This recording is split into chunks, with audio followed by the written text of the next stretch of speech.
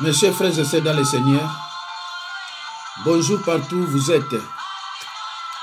C'est encore moi, votre humble serviteur, le pasteur Jacques Dinabanza.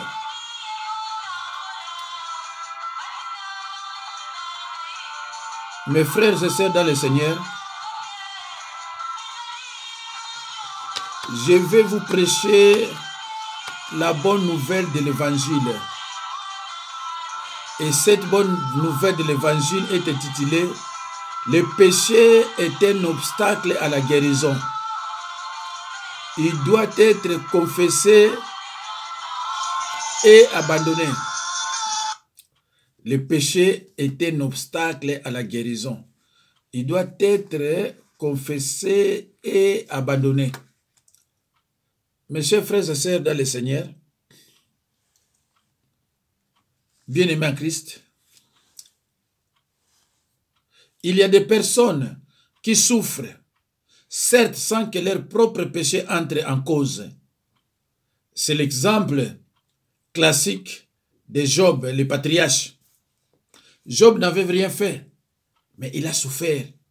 Et Dieu a dit à Satan concernant Job, « Je te le livre, mais seulement épargne sa vie. » C'est pour vous faire voir que la puissance du diable est très limitée, mais celle de l'Éternel, notre Créateur, est illimitée. Mes chers frères et sœurs, il y a aussi des souffrances endurées pour l'amour de Christ. Le fait d'accepter Jésus-Christ comme Seigneur et Sauveur, on va te faire souffrir, vouloir ou pas. Ainsi, quiconque s'adresse à Dieu pour la guérison de son propre corps devrait s'examiner intérieurement pour voir si le péché n'est pas un obstacle à lui et Dieu. Mes chers frères et sœurs en Christ, quiconque s'adresse à Dieu pour la guérison de son propre corps devrait s'examiner intérieurement pour voir si le péché n'est pas un obstacle entre lui et Dieu. Oui, le péché doit être pris en considération dans la question de la guérison. Nous lisons dans Jacques 5,15, je lis au nom de Jésus-Christ. La prière de la foi sauvera les malades, et s'il a commis des péchés, il lui sera pardonné. Cela implique évidemment que le péché peut être la cause directe de sa maladie. Ceux qui prient pour la guérison des malades devraient donc et aussi confesser leurs péchés à Dieu, tout d'abord, mais aussi les uns aux autres, afin que leur prière pour la guérison soit exaucée. Je reprends. Ceux qui prient pour la guérison des malades devraient donc et aussi confesser leurs péchés à Dieu. Devraient donc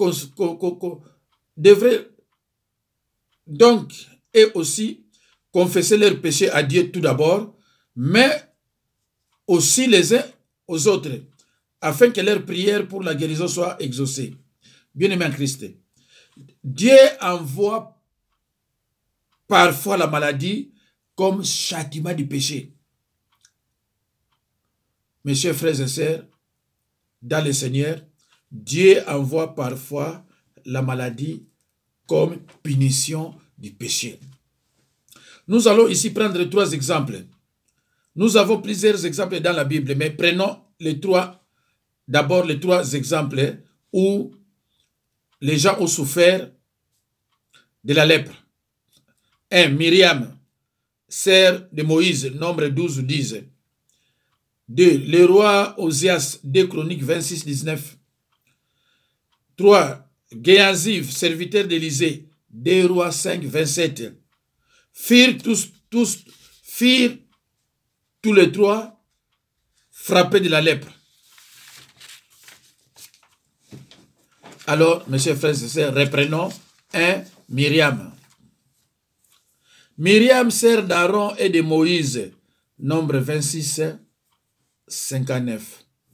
C'est elle qui surveilla l'enfant Moïse déposé dans une corbeille au milieu des joncs et proposa sa mère comme nourrice à la famille de Pharaon. Mes chers frères et sœurs, vous connaissez très bien l'histoire. Comment est né Moïse? Où était-il? Et Marie, Myriam, c'était sa sœur. Vous connaissez au moins l'histoire de... Ça, c'est tout le monde. Vous connaissez au moins l'histoire de Aaron, Moïse et sa sœur Myriam. Elle est appelée prophétesse alors qu'elle conduit les femmes dans les champs d'un cantique de louanges accompagné le passage de la mer des réseaux. Exode 15, 20 à 21. Mes chers frères et sœurs dans le Seigneur, la Bible nous dit que Myriam était prophétesse. Mais, selon les Écritures, son travail était,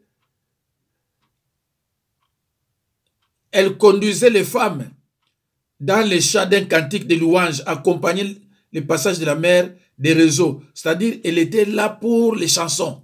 Mais la Bible nous dit, elle était aussi prophétesse. Myriam et Aaron.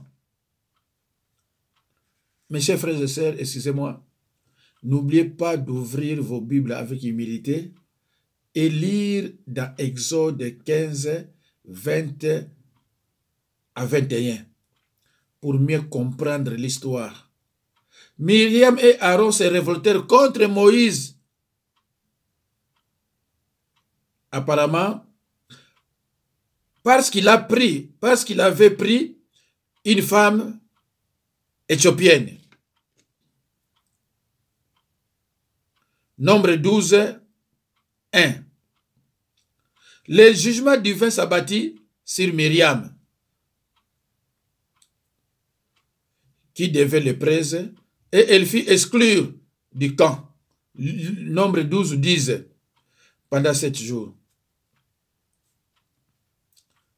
Mes chers frères et sœurs, Moïse avait pris une femme égyptienne. Alors sa sœur Myriam était mécontente, ainsi que son frère Aaron. Alors Myriam a été sanctionnée par l'Éternel. Selon l'Éternel, Moïse avait un gros cœur. Moïse était patient et tolérant. Moïse était un serviteur de Dieu. Donc Myriam ne pouvait en aucun cas juger un serviteur de Dieu. Alors il a été puni sévèrement par notre Créateur. Myriam devint lépreuse et elle fut exclue du camp pendant 7 jours. Alors, mes chers frères et sœurs dans le Seigneur, pour mieux comprendre cette histoire, il serait souhaitable de lire les chapitres entiers, c'est-à-dire Nombre 12, 1 à 16. Prenez votre temps, mes chers frères et sœurs, de lire et de comprendre. D. Osias, roi de Juda, 10e roi de Juda. 2 Chroniques 26, 19. Il a eu le pouvoir à l'âge de 16 ans. Osias était fidèle à l'Éternel. Il était béni et devient puissant. Lorsqu'il fut devenu puissant, son cœur se gonfla d'orgueil, ce qui entraîna sa perte. Il fut rebelle à l'Éternel son Dieu, car il pénétra dans son temple pour offrir des parfums sur l'autel de parfums.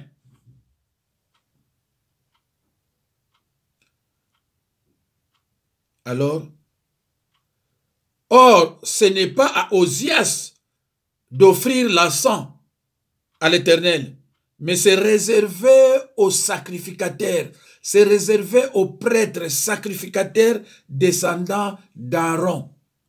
Je vous avais dit je dis plutôt à mes fidèles que tous les sacrificateurs étaient des Lévites, étaient des descendants d'Aaron. Alors, Osias a commis un acte de rébellion et fut frappé de la lèpre.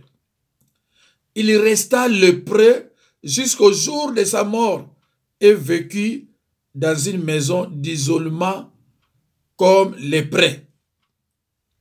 Voilà, mes chers frères et sœurs, Osias a désobéi. Osias était fidèle à Dieu. Et finalement, il est devenu puissant. Alors, son cœur se gonfla d'orgueil et qui entraîna sa perte. Et lorsqu'on devient puissant, il y a aussi parfois l'orgueil.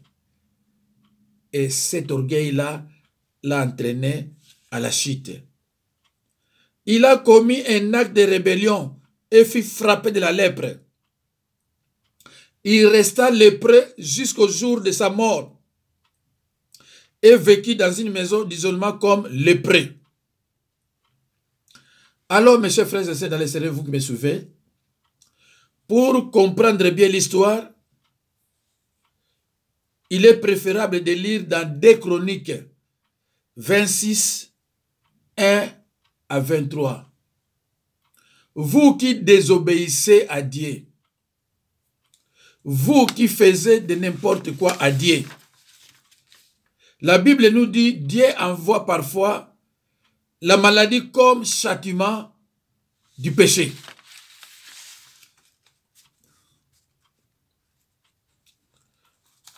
Alors, 3, on va parler maintenant de Géasi, serviteur d'Élisée. Vous lisez dans 2 Rois 5, 27. Élisée guérit Naaman de la lèpre. À cause de l'inconduite de Géasi, Dieu lui dit, la lèpre de Naaman s'attachera à toi et à ta postérité pour toujours. Voilà, mes chers frères et sœurs, Élisée a guéri Naaman qui avait de la lèpre.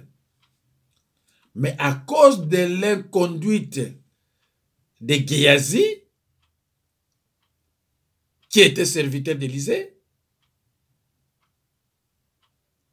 Dieu lui a sévèrement puni.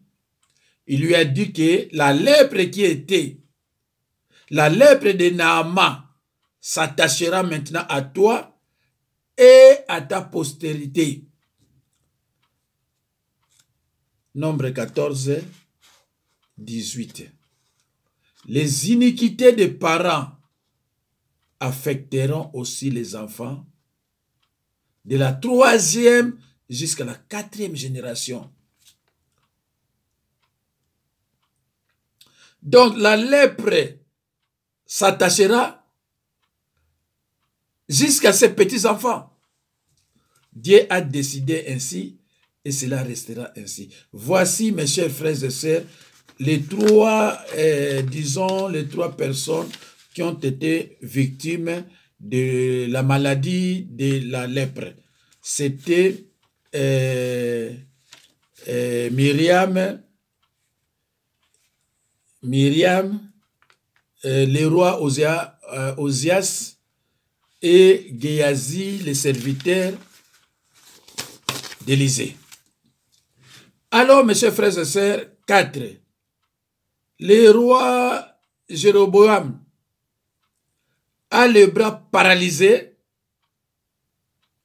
Excusez-moi, mes chers frères et sœurs, pour le cas de Géasi, il serait souhaitable de lire dans 2 Rois 5, 1 à 21. Le point 3, Géasi, il serait souhaitable de lire 2 Rois 5, 1 à 27. Maintenant, le point 4, je vous ai cité les 3 personnes que Dieu a frappées de la lèpre. 4.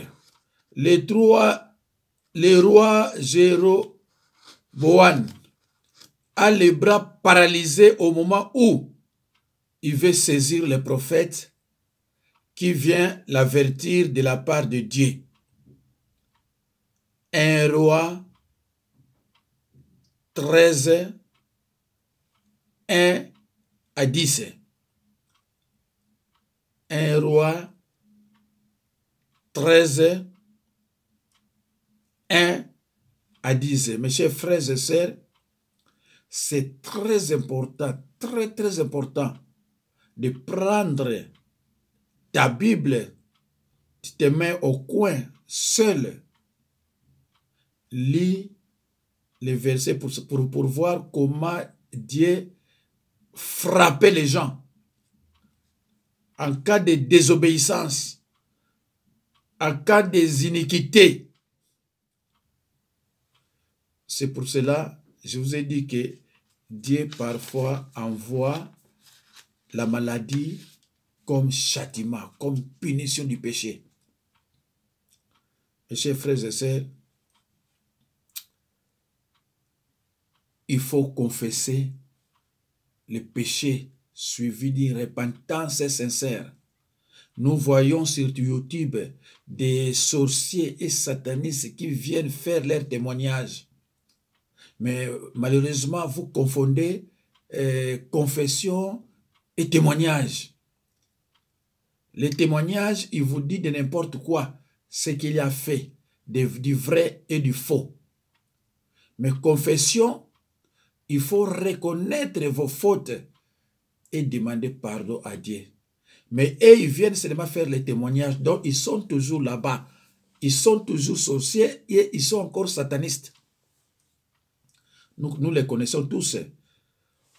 Lorsqu'on voit des Mama Kalanga, des Ifongue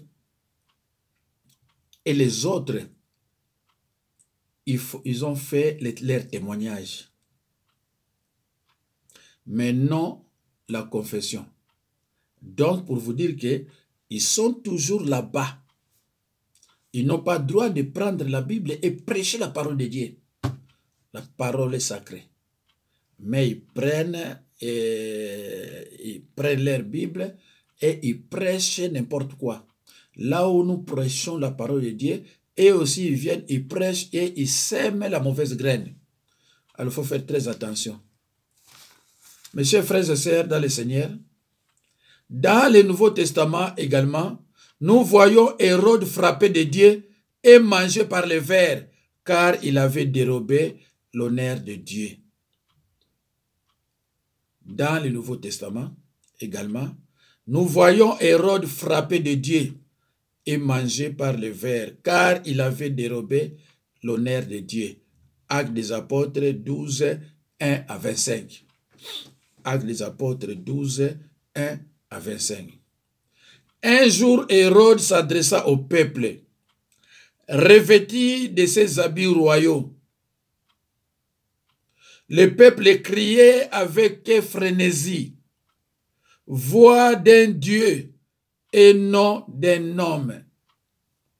Il ne fit aucun effort pour refuser un tel honneur, ni pour rendre gloire à Dieu. Alors, un ange du Seigneur le frappa d'une maladie redoutable et il expira. Et il expira. Mes chers frères et sœurs, cet événement a eu lieu en l'an 44 après Jésus-Christ. Ainsi, celui qui avait exécuté Jacques pour plaire aux Juifs fut lui-même exterminé par la main de celui qui peut anéantir en enfer à la fois le corps et l'âme. Hérode moissonna ce qu'il avait sémé. Hérode a moissonné ce qu'il avait sémé. Hérode a récolté ce qu'il avait, n'est-ce pas, sémé. Galates 6, 7, on ne se moque pas de Dieu. Ce qu'un homme aura sémé, il les moissonnera. 6. Ananias et Saphira tombèrent morts à la parole de Pierre à cause de leur tromperie. Actes des Apôtres, chapitre 5, 1 à 11. Anania et Saphira ont vendu leur propriété.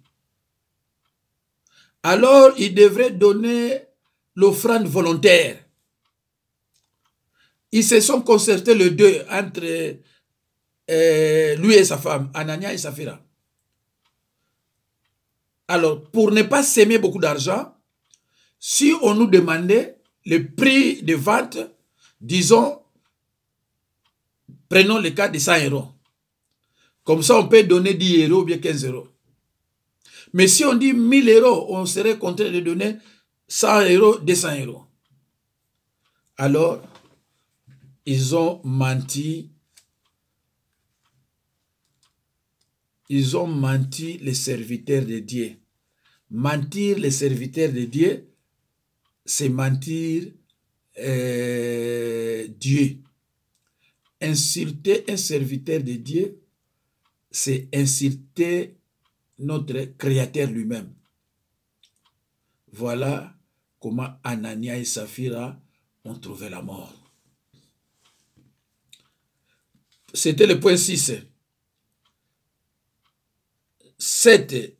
Élymas, le sataniste, fut frappé pour avoir résisté au message de Paul en présence du Prococyle. Acte 13, 11. Élymas, le sataniste, fut frappé pour avoir résisté au message de Paul en présence du Prococyle. Acte 13, 11. Nom donné, Prococyle, nom donné aux anciens conciles. Une personne qui exerce dans une province ou une colonie un pouvoir sans contrôle. Donc, nom donné aux anciens conciles romains, on les appelait protoconciles.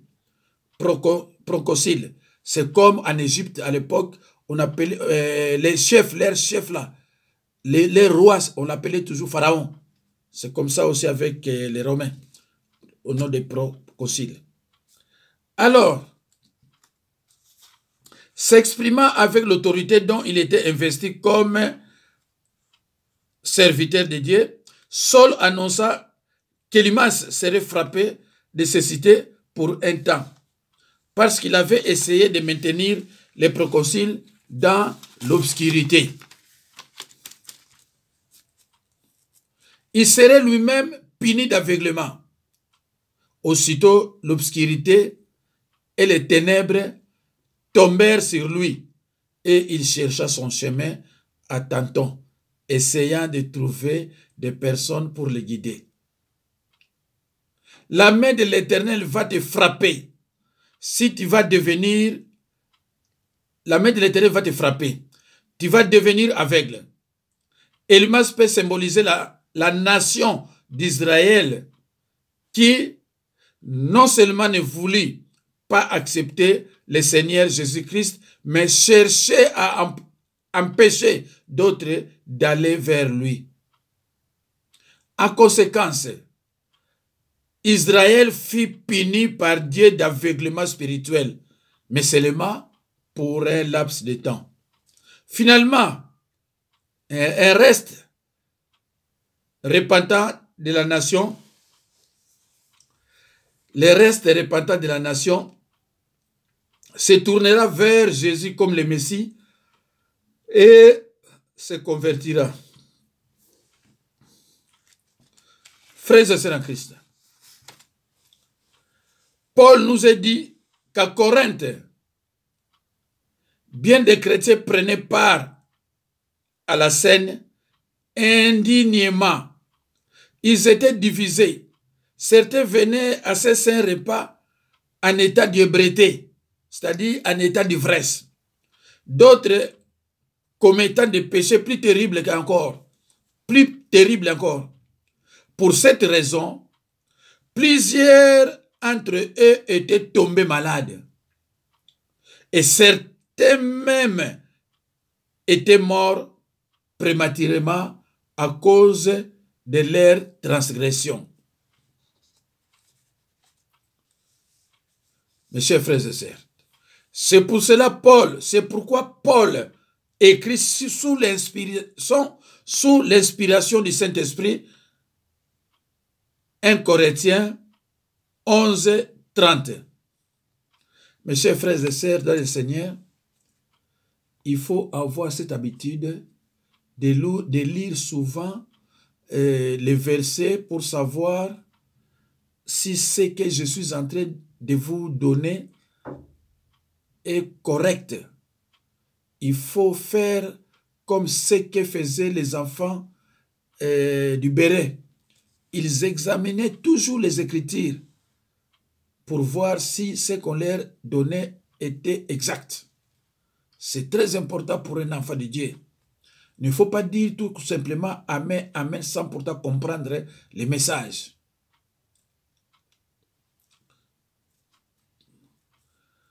Ainsi, la maladie est bien souvent pour l'enfant de Dieu un châtiment. Ainsi, la maladie est bien souvent pour l'enfant de Dieu un châtiment. Donc, tout chrétien qui souffre d'une santé précaire devrait s'examiner, confessant honnêtement tout péché commis et abandonner sa propre volonté dans tous les domaines qui peuvent être contraires aux voies du Seigneur. C'est très très important, mes chers frères et sœurs, dans le Seigneur.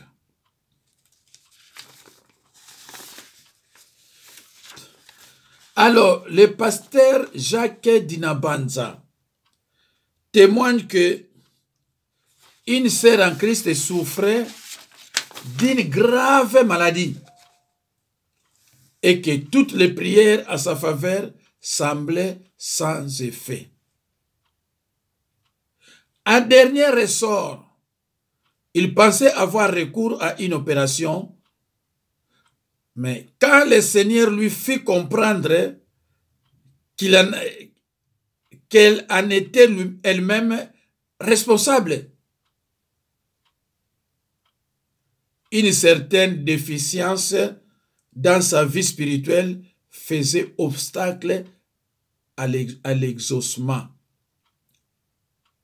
Le péché qui était à elle, c'était un obstacle à la guérison. Il fallait que cette sœur en Christ confesse ses péchés suivis, n'est-ce pas, d'une repentance sincère.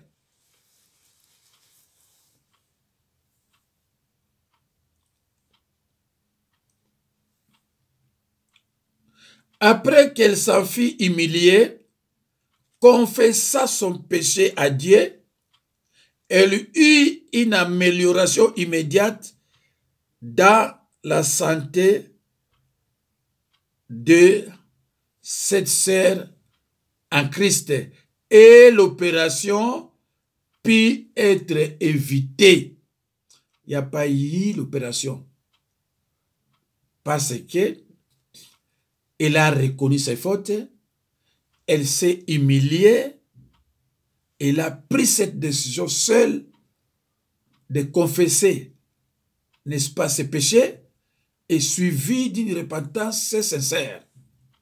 Voilà comment elle a pu éviter l'opération chirurgicale. C'est fini. Frères bien-aimés, frères et sœurs bien-aimés en Christ, écoutez-moi très bien s'il vous plaît. Si tu veux que Dieu te guérisse dans ton corps, commence par rechercher sérieusement s'il n'y a pas quelques péchés non confessés dans ta vie, quelques habitudes mauvaises que tu n'aurais jamais abandonnées. Mes chers frères et sœurs dans le Seigneur, si tu veux que Dieu te guérisse dans ton corps, commence par rechercher sérieusement s'il n'y a pas quelques péchés non confessés dans ta vie, quelques habitudes mauvaises que tu n'aurais jamais abandonnées. Confessez donc vos fautes les uns aux autres et priez les uns pour les autres afin que vous soyez guéris. Mes chers frères et sœurs, témoignage personnel de guérison en réponse à la prière. Jésus-Christ a dit, vous serez mes témoins. 1 Actes des Apôtres 1, 8. Vous serez mes témoins. Si la proclamation de la parole de Dieu est à l'ordre du jour, le témoignage personnel l'est également dans le ministère spirituel. Mes chers frères et sœurs dans le Seigneur, il ne faut pas avoir honte de témoigner ce que Jésus-Christ a fait dans ta vie. Il ne faut pas avoir honte. Il faut le témoigner. Il faut le dire. Il faut le dire publiquement. Aujourd'hui, nous avons sur les réseaux sociaux, nous avons tout. Témoigner avec sincérité. Témoigner avec sincérité. Mais le témoignage vient après la confession suivie d'une repentance sincère. Ça vient après. Tu ne peux pas, n'est-ce pas, témoigner avant la confession et repentance. Non. Toute délivrance commence par la confession des péchés et la renonciation définitive aux pratiques. S'il n'y a pas de vraie conviction de péché, il serait souhaitable d'attendre et de continuer à souffrir. Mes chers frères et sœurs, que Dieu vous bénisse. À la prochaine occasion.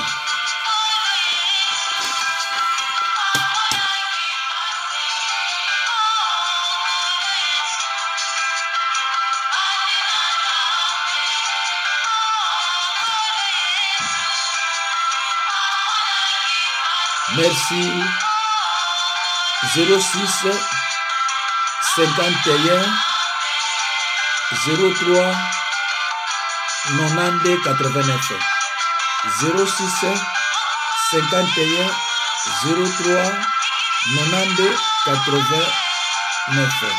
Merci mes chers frères et sœurs dans le Seigneur. Je vous laisse et à la prochaine occasion. C'était le révérend Jacques Dinabanza. Le révérend Jacques